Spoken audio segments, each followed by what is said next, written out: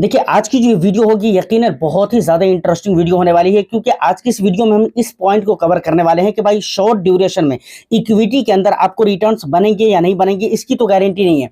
लेकिन अगर आप समय देते हो, अगर आपके पास लॉन्ग ड्यूरेशन है, तो इस बात की गारंटी तो नहीं है, लेकिन गारंटी भी से भी ज़्यादा विश्वास आपको करना पड़ेगा कि भाई इक्विटी मार्केट के अंदर इतने ज़्यादा अच्छे रिटर्न्स बनते हैं, उतने अच्छे रिटर्न्स कहीं पर नहीं बनते हैं। इस चीज़ को आज मैं साबित आपको करके दिखलाऊंगा। साथ ही साथ इंडिया के दो स्मॉल कैप, ऐसे स्मॉल कैप जहां पर आपको निवेश करना चाहिए और जो बेस्ट है, और अगर आप स्मॉल कैप ढूंढ रहे हैं और आपको जरूरत है अपनी अपनी पोर्टफोलियो में, तो I think in my opinion कि वो दोनों स्मॉल कैप बहुत ही बेस्ट रहने वाले हैं। कौन है, वहीं पर हम उसका रिटर्न्स भी लेंगे, एग्जाम्पल भी लेंगे उसी फंड को, और फिर हम बात भी करेंगे कि मैं ऐसा क्यों बोल रहा हूं कि लॉन्ग ड्यूरेशन में रिटर्न्स बनते ही बनते हैं।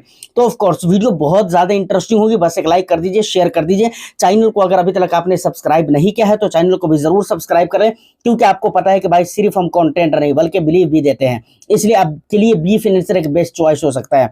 तो जरूर सब्सक्राइब कर ले। सर डायरेक्ट हम मुद्दे के ऊपर आते हैं। देखिए, असल में क्या होता है ना कि हम ये चाहते हैं कि हम मार्केट के अंदर पैसे डालें और पैसे बनकर निकल जाए, जो कि पॉसिबल नहीं है। ये आपको बहुत अच्छी तरह से मालूम है, अगर आप पिछले 1 ईयर से भी मार्केट के अंदर है तो। और अगर पिछला 1 ईयर से मार्केट के अंदर है खास तौर से, तो मुझे लगता है कि ये जो पिछला 1 ईयर रहा है, इसने तो मार्केट में बहुत सारे इन्वेस्टर्स को बहुत सारी चीजों का नॉलेज दे दिया है, प्रैक्टिकल दिखला दिया है कि मार्केट कैसे कैसे रिएक्ट कर सकता है और करता है। ये चीज आपने बहुत अच्छी तरीके से देख लिया होगा और आपको बखूबी मालूम हो चुका होगा कि भाई स्टॉक मार्केट के अंदर कैसे काम करते हैं।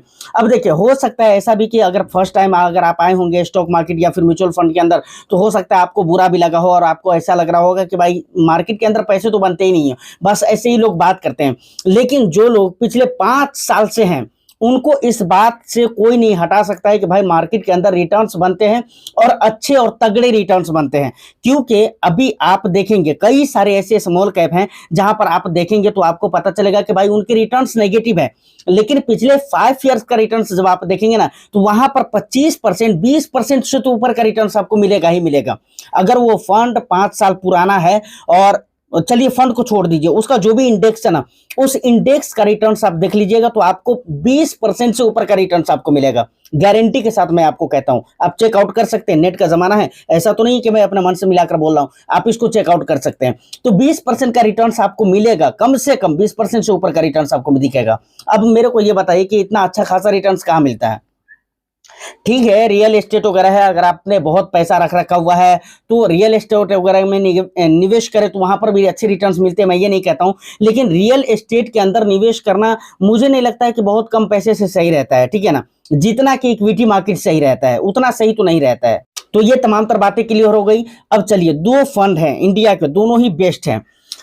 पिछले 1 ईयर का रिटर्न्स तो उतना अच्छा आपको नजर नहीं आएगा, नेगेटिव में नजर आएगा। जैसे कि मैंने पीछे भी कहा है कि पिछले 1 ईयर के रिटर्न्स काफी सारे ऐसे फंड्स हैं जिनके नेगेटिव में हैं, तो ऐसे ही यहां पर भी आपको नजर आएगा। लेकिन पिछले 3 ईयर्स के रिटर्न्स और 5 ईयर्स के रिटर्न्स जब आप देखेंगे तो वहां पर यकीनन आपका दिल खुश हो जाएगा।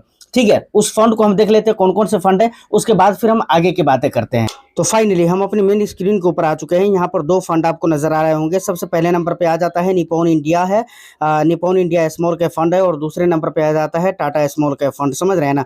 सबसे पहले अगर इसके डिटेल्स के ऊपर अगर हम बात करें तो सबसे पहले आप देखेंगे तो फंड एज यहाँ पर देखने को मिल जाता है, ठीक है ना। निप्पॉन इंडिया का देखेंगे तो काफी साल पुराना फंड है, ये 12 साल 7 महीने हो चुके हैं। और उसके बाद टाटा का देखेंगे तो 6 साल 10 महीने हो चुके हैं, मतलब मानकर चले कि भाई 7 साल इसके भी कंप्लीट होने वाले हैं।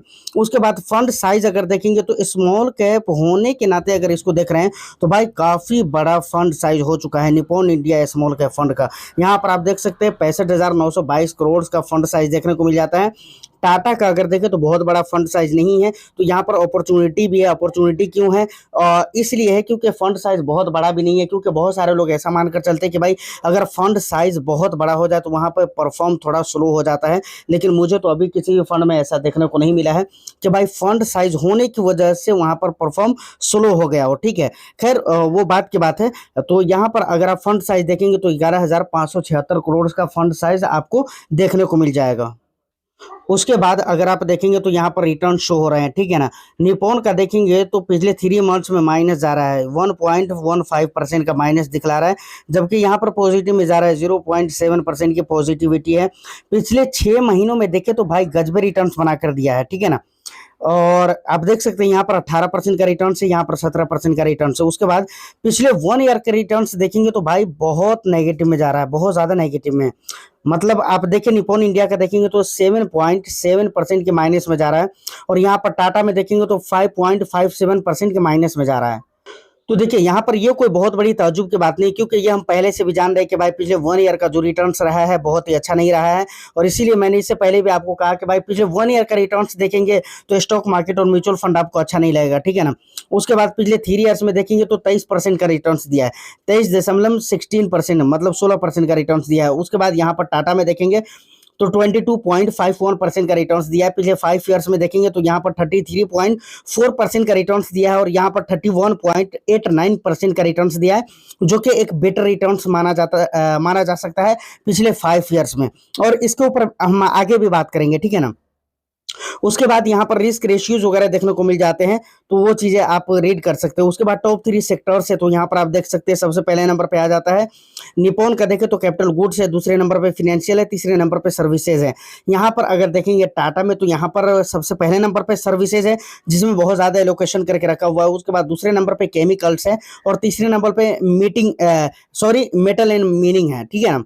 तो ये टॉप सेक्टर्स है। उसके बाद टॉप 5 होल्डिंग्स अगर आप देखना चाहें तो यहाँ पर देख सकते हो, ऑफ कोर्स बहुत ही बेस्ट कंपनीज है जिसे आप रीड कर सकते हो, और एक एक कंपनीज करके आप पढ़ सकते हैं, ठीक है।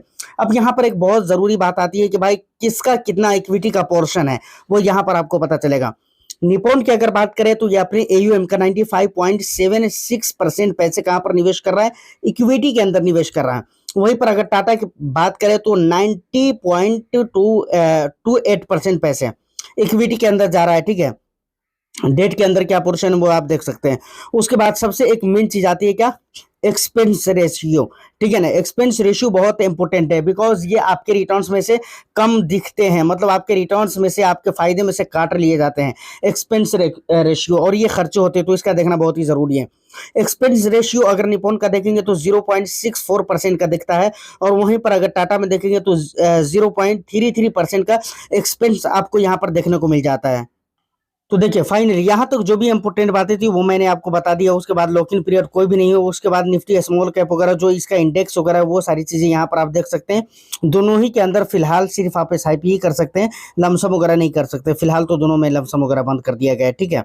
उसके बाद देखिए यहाँ पर एक चीज आप देखिए, रिटर्न देखिए पिछले 5 ईयर्स का, इसका कितना है 33% है, और इसका 31% है। इसके ऊपर हम आगे बात करेंगे, तो इसको जरूर ध्यान में रखिएगा।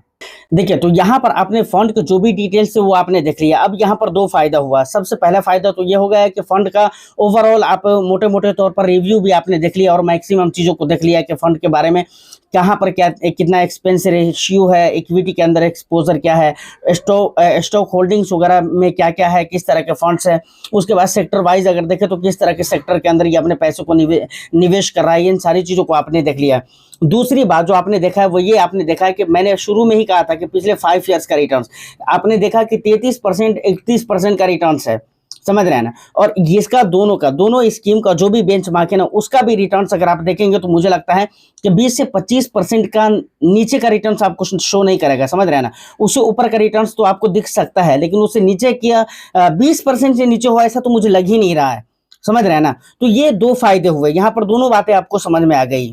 अब देखिए फंड में जहां तक निवेश करने की बात है तो मैं ये तो आपको रिकमेंड नहीं कर सकता कि भाई आपको इन दोनों फंड के अंदर या इन दोनों में से किसी एक के अंदर निवेश करना ही चाहिए। लेकिन हाँ, अगर मेरी राय पूछे तो मुझे ये दोनों ही फंड बहुत अच्छे लगते हैं, और आने वाला समय में बहुत अच्छा करेगा। एक बात और निप्पॉन को लेकर मैं बोला हूं, लेकिन फिर भी मैं बोल देता हूं कि भाई बहुत सारे लोगों को लगता है कि भाई एयूएम साइज अगर बड़ा हो जाता है तो फंड का परफॉर्म रुक जाता है, जबकि ऐसा एक फंड भी मेरी नजर में तो अभी तक नहीं है जो एयूएम के बड़ा होने की वजह से उसका परफॉर्म खराब हो गया हो।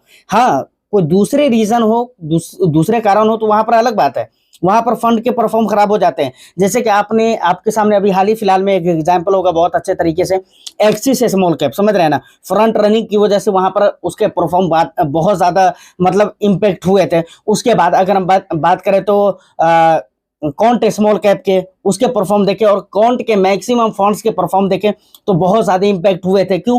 फ्रंट रनिंग के केसेस वगैरह जब से उस पर लागू हुए थे तब से उसके जो भी इल्जामात है, जो भी कुछ हुआ, उन बातों के बाद आप देखेंगे तो उन फंड्स का बहुत बुरा हाल हुआ।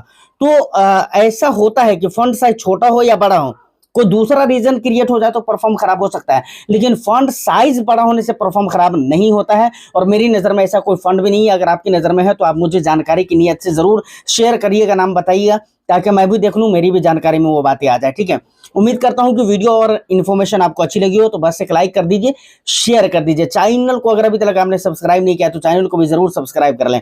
मैं फिर मिलता हूँ किसी नेक्स्ट एंड इंटरेस्टिंग वीडियो में, जब तक के लिए all the best. Thank you for watching.